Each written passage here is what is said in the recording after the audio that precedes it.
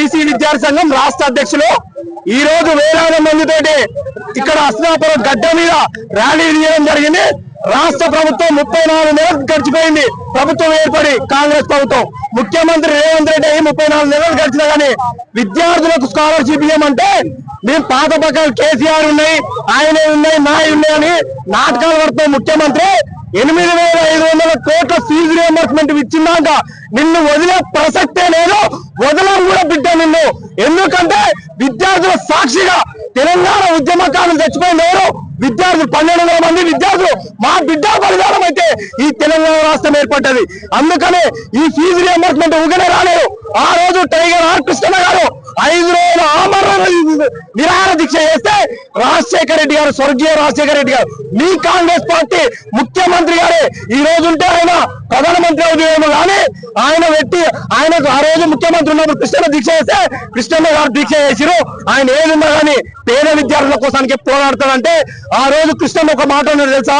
BC SC ఎస్టీలకే కాదు అగ్రకురాలలో రెడ్లకు వెలుమలకు బాపనలకు అందరికీ ఈబీసీలకు scholarship పెట్టించిన ఏకైక గొప్ప నాయకుడు బీసీ నాయకుడు టైగర్ ఆర్ కృష్ణ గారు. రాజశేఖర రెడ్డి గారు పరిచయమైన ఏందా మా గురించి కూడా నువ్వే కొట్లాడతావని ఒక నవ్వు నవ్వి ఎమ్మటే స్కాలర్షిప్ ఇస్తామని ఆ రోజు రాజశేఖర రెడ్డి గారు చెప్పారు. అందుకని ఈ రోజు ఊర్లో ఉన్న రెడ్డిలు ఏం చెప్తున్నారో తెలుసా? ముఖ్యమంత్రి మా రెడ్డి ముఖ్యమంత్రి అయితే మాకు మొత్తం ఫీజు రియంబర్స్మెంట్ ఇస్తారు అనుకున్నారు. కానీ ఈ రోజు రెడ్డినే తీసుకుంటే మా రెడ్లే మా గొంతులు పోస్తున్నారు అని ఊర్లలో అందరు కలిసి నిన్ను చెప్పులతోటి చీపిరి కట్టలతోటి కొడతామని ఆడెక్కలు అందరు చెప్తున్నారు. నీకు తెలుసా ముఖ్యమంత్రి? ఎందుకు బ్యాడ్ నేమ్ చేసుకుంటావు? నువ్వు మారి పిల్లల ఫీజు రియంబర్స్మెంట్ ఇస్తే నువ్వే గొప్ప నాయకులు అవుతావు, గొప్ప లీడర్ అవుతావు. నువ్వు 5 ఏళ్ళు ముఖ్యమంత్రి ఉండాలని మేము అనుకుంటాం. నువ్వు మధ్యలో పోతావు అని నువ్వు ఫిక్స్ అయితే ఎవరు ఏం చేయలేరు. దానికి మారి టోటల్ ఫీజు రియంబర్స్మెంట్ ఇవ్వాలి.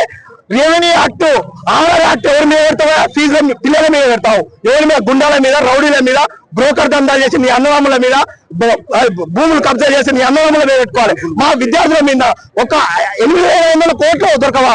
నువ్వు మూసి సుందరీకరణ చేస్తానికి 1,50,000 కోట్లు వస్తాయి. ఫ్లైఓవర్లు, స్కైఓవర్లు, అదేవిధంగా పేరు తెలవనట్టు ఫ్యూచర్ సిటీ అని పెట్టినావు. దానికి 4 లక్షల కోట్లు వస్తాయి. ఇవన్నీ పెడతావు కానీ నువ్వు వచ్చిన కాంచి 4,50,000 కోట్లు అప్పులు చేసినావు. కానీ విద్యార్థుల కోసానికి బ్యాంకుల దగ్గర ఒక 8,500 కోట్లు అప్పు చేయడానికి నీకు ఏమైతుంది ముఖ్యమంత్రి అని మేము డిమాండ్ చేస్తాం. ముఖ్యమంత్రి నువ్వు మారాలే, మా ఫీజులు ఇవ్వాలి.